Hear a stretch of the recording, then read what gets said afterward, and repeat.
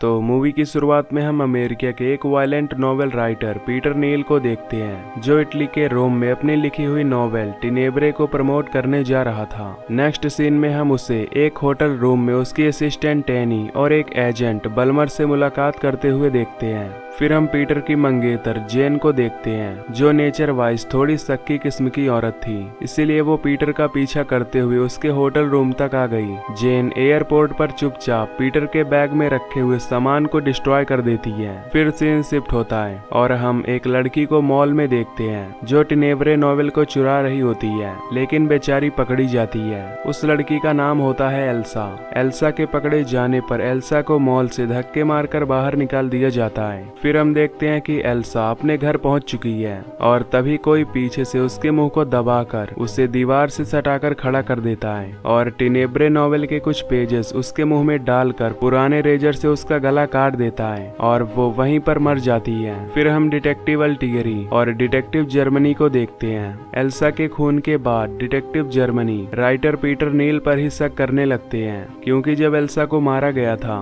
तो किलर ने टिनेब्रे नॉवेल के ही पेजेस एल्सा के मुंह में डाले थे, जिस वजह से डिटेक्टिव जर्मनी को पीटर नील पर ही शक होता है। और सबसे दिलचस्प बात तो ये थी कि पीटर नील की टिनेब्रे नॉवेल में भी किलर बिल्कुल सेम तरीके से विक्टिम्स को मारता है, यानी कि एल्सा का खून जिस तरीके से हुआ था वो ऑलरेडी पीटर नील द्वारा लिखित टिनेब्रे में थी। अब डिटेक्टिव अल्टियरी और डिटेक्टिव जर्मनी पीटर से पूछताछ कर ही रहे होते हैं, तभी पीटर को एल्सा के किलर का कॉल आता है। अब डिटेक्टिव और पुलिस उसके किलर को पकड़ सके, इसीलिए पीटर किलर को अपनी बातों में उलझा कर रखता है। दोनों ही डिटेक्टिव अपनी गन लेकर बिल्डिंग के पास वाले पीसीओ को चेक करने जाते हैं, लेकिन जब वो वहां पहुंचते हैं तो वहां कोई नहीं होता और उनके हाथ निराशा ही आती है। फिर अचानक से मूवी में एक फ्लैशबैक दिखाया जाता है, जिसमें एक लड़की और 4 लड़के बीच पर दिखते हैं और वो लड़की अपने कपड़े उतार कर उन चारों लड़कों को सिड्यूस करने की कोशिश कर रही होती है, लेकिन तभी एक लड़का उस लड़की को थप्पड़ मारकर भागने लगता है और जब ये लड़का भाग रहा होता है तो वो बाकी चारों लड़के उस लड़के को पकड़ लेते हैं और जमीन पर लेटा देते हैं, जिसके बाद वो लड़की अपनी रेड कलर के हील्स को उस लड़के के मुंह में डालकर उसे टॉर्चर करने लगती है। फिर सीन शिफ्ट होता है और मूवी में हमें पीटर की एक जर्नलिस्ट फ्रेंड टिल्डे का घर दिखाया जाता है, जहाँ टिल्डे कुछ काम कर रही होती है और टिल्डे के घर में उसकी लेस्बियन गर्लफ्रेंड मैरियन भी रहती थी, जो फर्स्ट फ्लोर पर हाई वॉल्यूम पर म्यूजिक सुन रही थी और वाइन पी रही थी। फिर हम देखते हैं कि टिल्डे अपने कपड़े चेंज कर रही होती है और अचानक से एल्सा का किलर टिल्डे के पीछे आकर खड़ा हो जाता है और अपनी पुरानी रेजर से टिल्डे का गला काट देता है और टिल्डे की मौत हो जाती है। फिर जब टिल्डे की गर्लफ्रेंड मैरियन नीचे आती है तो वो टिल्डे की डेड बॉडी देखकर चिल्लाने लगती है और वहां से भाग ही रही होती है कि टिल्डे का किलर मैरियन का भी उसी रेजर से गला काटकर उसे मार देता है। फिर हम देखते हैं कि पीटर एक इंटरव्यू दे रहा है, जिसका होस्ट है क्रिस्टियानो पीटर के काम की बहुत बुराई करता है और कहता है कि वो सेक्सिस्ट और ठरकी लोगों को अपनी नॉवेल से प्रमोट करता है, जिस पर पीटर इस बात से साफ इनकार कर देता है। फिर हम देखते हैं कि पीटर के घर में उसकी लैंडलॉर्ड की बेटी मारिया आई है। मारिया पीटर के घर के खराब नल को ठीक करने आई थी। फिर मारिया जब अपने घर जा रही होती है तब उस पर एक कुत्ता भौंकने लगता है, जिसे मारिया एक डंडा दिखाकर डराने लगती है, लेकिन उसके बाद जो होता है वो तो कभी मारिया ने सोचा ही नहीं था। वो कुत्ता बड़ी सी फेंस को पार करके मारिया के पीछे ही पड़ जाता है। वो मारिया की जान के पीछे पड़ जाता है। मारिया भागती भागती किसी घर के बेसमेंट में छुप जाती है, लेकिन वो जिस घर में छुपने जाती है वहाँ उसे एक रेजर मिलता है और उन लड़कियों की फोटोग्राफ्स मिलती हैं जिसे किलर ने मारा था, यानी कि मारिया किलर के ही घर में घुस जाती है और मौके का फायदा उठाते हुए मारिया वहाँ से कुछ फोटोग्राफ और कुछ चीजें सबूत के तौर पर अपने स्कर्ट के पॉकेट में रख लेती है। मारिया बेसमेंट से फर्स्ट फ्लोर पर आती है और वहाँ रखे हुए टेलीफोन से पुलिस को फोन करके बुला ही रही होती है कि तभी वो किलर वहाँ पहुँच जाता है। मारिया अपनी जान बचाकर भागने लगती है, लेकिन वो किलर मारिया को पकड़ लेता है और एक कुल्हाड़ी से मारिया के पेट पर वार करता है और वो बार बार वार करता है, जिस वजह से मारिया की वहीं पर डेथ हो जाती है। अगले दिन न्यूज़पेपर में आता है कि मारिया की डेड बॉडी उस इंटरव्यू होस्ट क्रिस्टियानो के घर के लॉन फोन में मिली है और जिस वजह से पीटर का शक क्रिस्टियानो पर जाता है। और इसी बात का पता लगाने के लिए पीटर अपने असिस्टेंट जेनी के साथ क्रिस्टियानो के घर जाता है। वो दोनों देखते हैं कि क्रिस्टियानो कुछ पेपर जला रहा होता है। तभी जेनी पीटर को कहता है कि वो घर के बैक साइड से देखने जा रहा है कि क्रिस्टियानो कर क्या रहा है। लेकिन जैसे ही वो क्रिस्टियानो के घर के पास पहुंचता है वैसे ही क्रिस्टियानो के घर की लाइट चली जाती है और जेनी देखता है कि क्रिस्टियानो के तरफ कोई ये कहते हुए बढ़ रहा है कि हाँ, मैंने इन सबको मारा है। और ये कहते ही वो क्रिस्टियानो के सर पर कुल्हाड़ी से वार कर देता है और क्रिस्टियानो मर जाता है। ये सब देखकर जेनी नंब पड़ जाता है। अंधेरे की वजह से वो किलर का चेहरा नहीं देख पाता। उसे समझ नहीं आता कि ये क्या हुआ और फिर वो वहाँ से भागने लगता है और वो भागकर पीटर के पास जाता है। जब जेनी पीटर के पास पहुँचता है तो पीटर को भी जख्मी देखता है, मतलब पीटर पर भी किसी ने हमला किया था। फिर जेनी अपनी और पीटर की जान बचाते हुए पीटर को वहाँ से लेकर भाग जाता है। फिर हमें मूवी में एक और फ्लैशबैक दिखाया जाता है जिसमें वही रेड हिल्स वाली लड़की होती है। हम देखते हैं कि उस रेड हिल्स वाली लड़की को किसी ने चाकू मारा जिस वजह से उसकी मौत हो जाती है। फिर हम पीटर को बल्मर के ऑफिस में देखते हैं जहाँ पीटर बल्मर से बात कर रहा होता है कि वो जल्द ही इटली से रवाना होकर अपने घर वापस जाने वाला है क्योंकि उसे लगता है कि यहाँ उसकी जान को खतरा है। पीटर के बल्मर के ऑफिस से बाहर निकलते ही बल्मर के ऑफिस के साइड वाले रूम से पीटर की फियांसे जैन बाहर आती है, जो बाहर आते ही बल्मर को किस करने लगती है, यानी कि वो पीटर को बल्मर के साथ मिलकर चीट कर रही होती है। और उनकी बातों से पता चलता है कि जेन और बल्मर का अफेयर चल रहा है।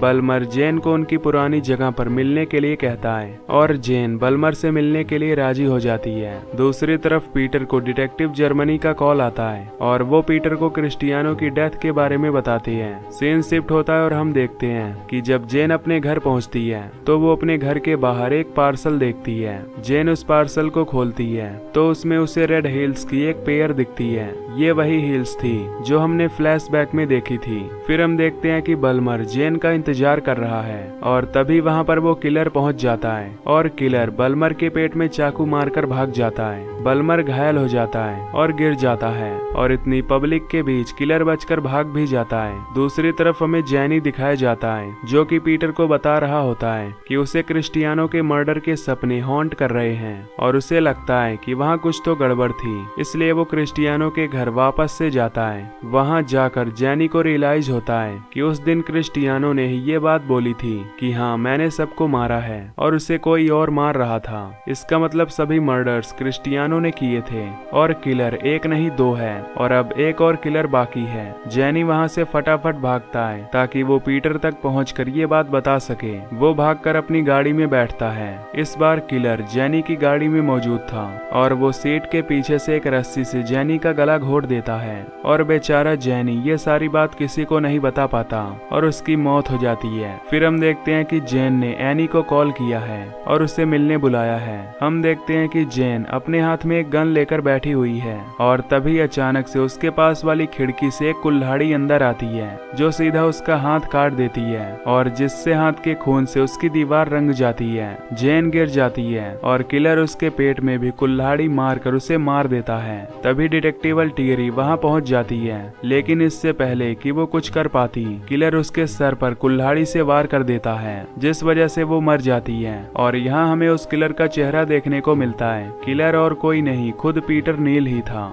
तभी वहाँ डिटेक्टिव जर्मनी और एनी आ जाते हैं और डिटेक्टिव जर्मनी पीटर को गन पॉइंट पर ले लेता है। दूसरी तरफ की पीटर डिटेक्टिव जर्मनी को कहता है कि मुझे बहुत पहले ही पता चल गया था कि जेन और बल्मर का अफेयर चल रहा है, इसलिए मैंने जेन और बल्मर को मार दिया और मुझे ये भी पता है कि सारे खून क्रिस्टियानो ने किए थे, लेकिन मैं अपना नाम उसे कैसे ले जाने देता, इसलिए मैंने उसे भी मार दिया। ये सुनकर डिटेक्टिव जर्मनी पीटर को कहते हैं कि तुम पागल हो पीटर नील। डिटेक्टिव जर्मनी पीटर से अपने हाथ ऊपर करके अपने साथ चलने के लिए कहते हैं और तभी पीटर अपनी पॉकेट में से रेजर निकालता है और अपना ही गला काट लेता है और मर जाता है। फिर डिटेक्टिव जर्मनी अपनी कार में जाकर एम्बुलेंस को बुलाने के लिए कॉल करते हैं और तभी डिटेक्टिव जर्मनी एनी को वायलेंट अमेरिकन राइटर पीटर नील की पूरी कहानी बताते हैं। वो बताते हैं कि बचपन में पीटर ने एक औरत को थप्पड़ मारा था क्योंकि वो उसके दोस्तों को बहकाकर गलत रास्ते पर ले जा रही थी और उस औरत औरत ने उसे टॉर्चर किया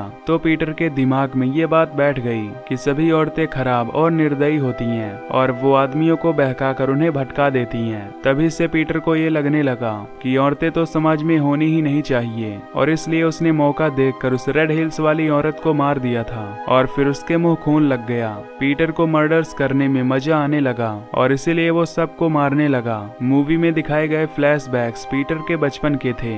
ये सब सुनने के बाद एनी घबरा जाती है और अपना सिर पकड़कर रोने लगती है। तभी डिटेक्टिव जर्मनी को अपना कुछ सामान याद आया जो जेन के घर पर ही रह गया था। तो डिटेक्टिव जर्मनी वही सामान लेने वापस जाता है, पर वो देखता है कि पीटर की डेड बॉडी वहाँ पर नहीं है और फिर वो उस रेजर को उठाता है जिससे पीटर ने अपना गला काटा था और वो देखता है कि वो रेजर तो नकली है और उसमें छोटी पिचकारियां लगी हुई थी जिसमें से बटन दबाने पर लाल रंग निकलता है। और ये सब देखकर डिटेक्टिव जर्मनी काफी निराश हो जाता है, पर तभी पीटर जर्मनी के पीठ पर कुल्हाड़ी से वार करता है और जर्मनी बोलता है बुज़दिल पीठ पीछे वार करता है और इतना बोलकर जर्मनी मर जाता है। बाहर एनी को अजीब आवाजें आती हैं तो एनी घर के अंदर वापस जा रही होती है और इधर पीटर कुल्हाड़ी लेकर इंतजार कर रहा था कि कब एनी को मार डाले। पर जब एनी डोर खोलने की कोशिश करती है तो डोर के पास रखा मेटल शो पीस नीचे गिर जाता है और दरवाजा खुलते ही मेटल पीस पीटर के पेट से आर पार हो जाता है। पीटर बहुत कोशिश करता है पीस को निकालने का, पर नहीं निकाल पाता और ब्लड लॉस ज्यादा हो जाता है और वो वहीं पर दम तोड़ देता है। एनी पीटर की बॉडी देखकर चिल्लाने लगती है और एनी के चीख के साथ ये मूवी यहीं पर एंड हो जाती है।